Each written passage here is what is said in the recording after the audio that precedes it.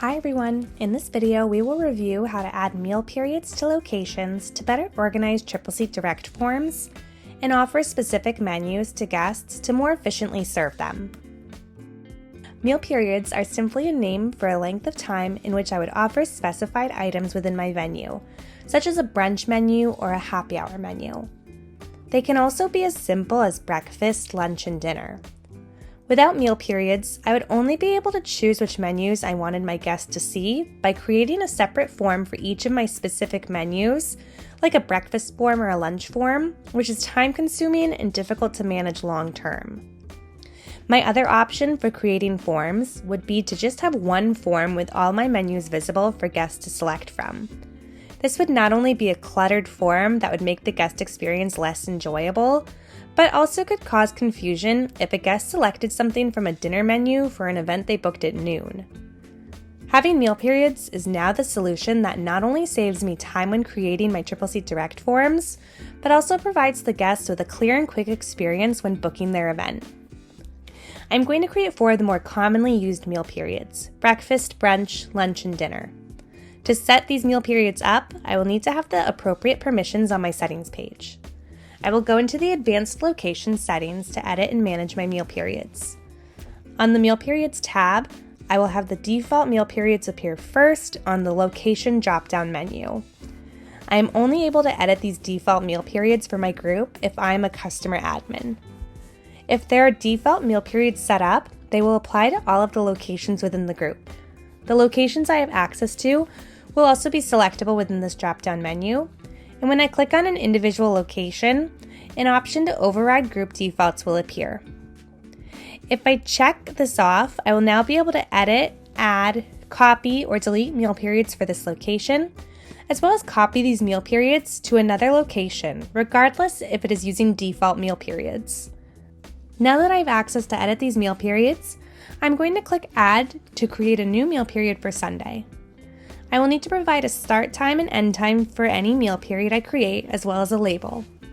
I'm going to create my breakfast meal period first, so I will put in my time frame and then type the label into the text box.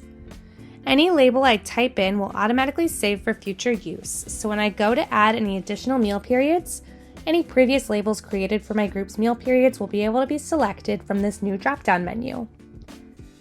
I am also able to add meal periods that overlap each other as well, as some venues may offer different menus during similar time periods.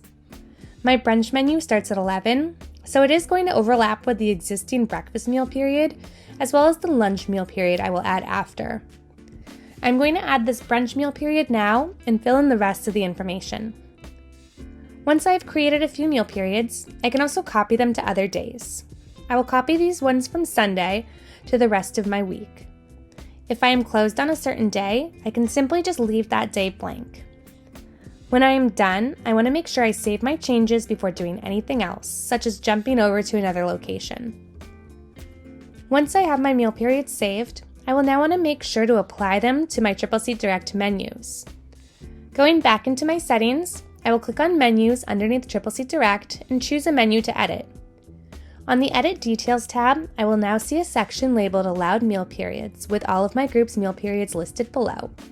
This includes meal periods I may not be using. If I hover over the information icon, I will be able to see a real-time list of locations using a specific meal period. I am able to add as many meal periods to a menu as I want. If I don't assign any meal periods to a menu, those menus will appear on a form regardless of the time of day a guest enters. For this breakfast menu, I will make sure to check off breakfast for an allowed meal period, as well as the new brunch meal period I just created. I also want to make sure I have checked off the location that I was just adding the meal periods to make sure this location has access to the menu. I will want to make sure I make these appropriate updates to all of the menus that I use. Once I click Update, I will then go to my TripleseatDirect Forms. On my TripleseatDirect form, I'm going to make sure the menus I've added meal periods to are selected on my form. I also want to make sure that the locations I have meal periods created for are also selected on the form, just as I selected them on the menu. If I don't do this, then my meal periods and menus will not work correctly. Because I want to use one form and organize my menus by meal periods now, I will make sure to select all of the menus I want to use. If all of these menus have the appropriate meal periods assigned to them, then they should display correctly for my guests when they put in their times for an event inquiry. Now on my live Tripleseat Direct form, I will fill in the information that a guest will input when trying to book an event. I will fill it out for Sunday at 11 a.m., and when I go to the next page, I will see the breakfast and brunch menus that I allowed the brunch meal period for.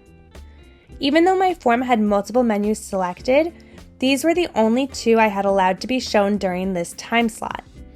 Now my guest can continue their frictionless booking experience without being slowed down by irrelevant menus for their event. After the event has been submitted, I can click on it and see on the event details that the 2 meal periods have automatically been entered into my event. If my event contact decides they need to change the time of their event, I can always go back into my event and change the meal period along with the time and any other details. If I need to make a note in any Tripleseat Direct documents, I can also include my meal periods as a merge field as well for easier convenience. I'm also able to report on my meal periods when I use the Tripleseat Direct Event Details report. I can customize this report and add my meal periods as a column, and can also group and sort by meal periods within my group to see things like revenue according to meal periods. Thanks for watching. If you have any questions about adding and managing meal periods, please reach out to our support team, support@tripleseat.com, or by clicking on the Help question button on the top right of any screen in Tripleseat.